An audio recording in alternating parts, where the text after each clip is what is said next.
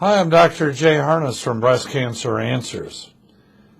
One of the things that all women who have breast cancer are concerned about is, well, I need chemotherapy.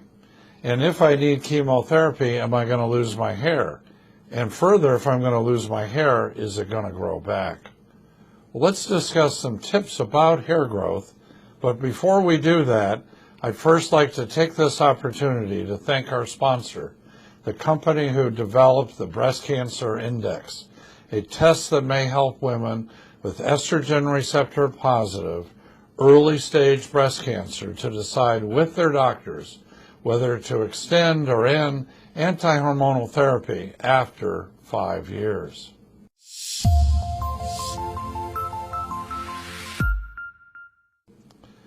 Well, the issue is hair loss. And yes, it's true that the majority of women who undergo chemotherapy for breast cancer are going to lose their hair. That means the scalp hair, eyebrows, eyelashes, all the hair on the body. It's one of the unfortunate side effects of chemotherapy. But there is good news. At least 95% of the time, if not greater, the hair all grows back. And it usually grows back very fully within a few months. And it's really interesting when it grows back. Often it comes back and the scalp is curly or a different color and sort of fun things. And it's always a treat for me to watch patients as their hair returns. But then there's the issue of, hey, Dr. Harness, what if the hair doesn't come back? Or what if we end up with a problem called alopecia, where you have patches where the hair is not growing back properly? What can we do about it? Well, if you search the internet for hair growth for women, you'll find all sorts of things out there to promote hair growth after chemotherapy. One of the sites that I've got here that I want to recommend that I thought was pretty darn good is called fairyhairs.com, fairy and then hairs.com. The medication, or the brand name medication Rogaine, has been around for a long time. It has a drug in it called minoxidil. Minoxidil was discovered back in the 1980s to grow hair as a side effect of this antihypertensive medication.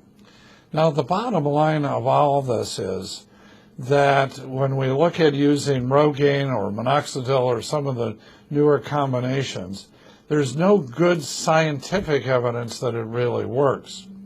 Many people recommend using Rogaine actually as you're starting chemotherapy, and while it won't prevent the hair from falling out, it may in fact help with the regrowth of hair after the chemotherapy stops.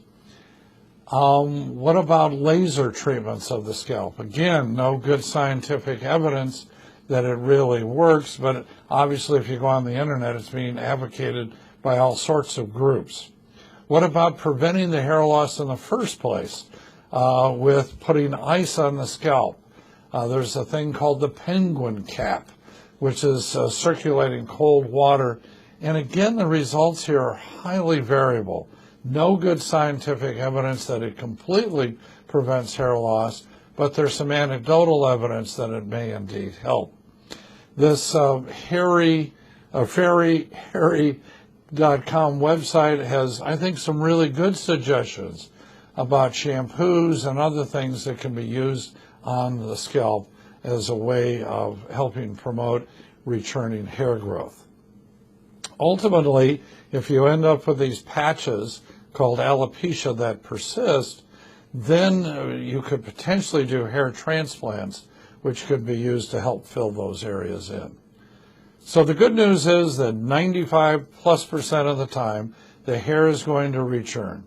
And that small percentage of time, there are a variety of products that you can try, including prescription and non-prescription elements that can be put on eyelashes to promote growth. Consult with your medical oncologist about what he or she knows works in their particular area.